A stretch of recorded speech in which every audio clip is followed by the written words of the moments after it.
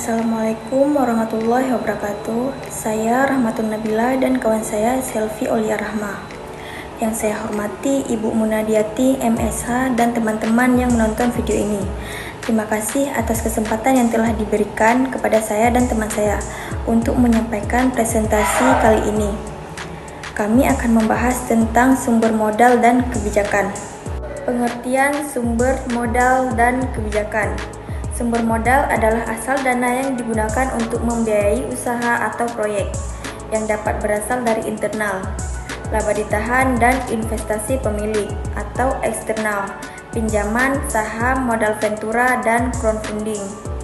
Kebijakan adalah aturan atau strategi yang mengatur pengelolaan dan penggunaan modal, baik dari perusahaan, alokasi dana, manajemen risiko, maupun pemerintah. Regulasi, insentif, dan subsidi. Keduanya saling berkaitan karena kebijakan memengaruhi akses, alokasi, dan efisiensi penggunaan modal. Jenis-jenis sumber modal. Yang pertama, modal internal, laba ditahan, keuntungan usaha yang disimpan untuk investasi. Investasi pemilik, dana yang disetor oleh pemilik atau mitra usaha.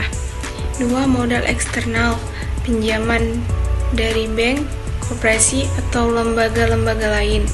Saham, penjualan kepemilikan perusahaan kepada investor.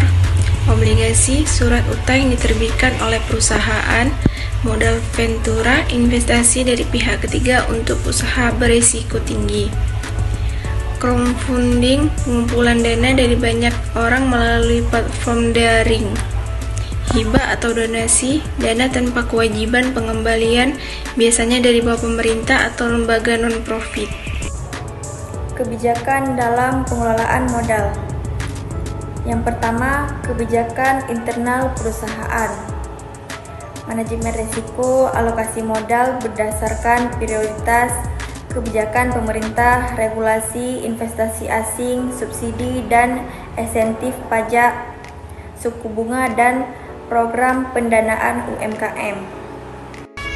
Tantangan dalam pengelolaan modal, ketergantungan pada sumber eksternal, risiko utang yang tinggi, dan perubahan kebijakan ekonomi atau suku bunga inflasi.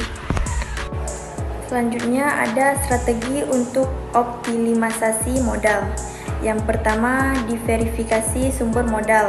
Yang kedua, efisiensi alokasi modal. Yang ketiga, pemanfaatan teknologi, contoh platform fintech. Studi kasus atau opsional. Contoh perusahaan atau negara yang sukses dalam mengelola modal. Perusahaan Toyota efisien mengelola modal untuk inovasi dan ekspansi global. Amazon menginvestasikan modal untuk infrastruktur, logistik, dan teknologi. Negara Swiss memanfaatkan modal dari sektor keuangan untuk stabilitas ekonomi. UAE mengelola pendapatan minyak ke investasi diversifikasi melalui sovereign wealth funds. Analisis kebijakan modal yang diterapkan. Jadi, kesimpulannya adalah sumber modal adalah elemen penting untuk memadai usaha, baik dari internal atau laba ditahan investasi pemilik, maupun eksternal atau pinjaman saham dan lain-lain. Kebijakan yang tepat baik dari perusahaan maupun pemerintah diperlukan untuk mengelola modal secara efisien, mendukung pertumbuhan dan minimalkan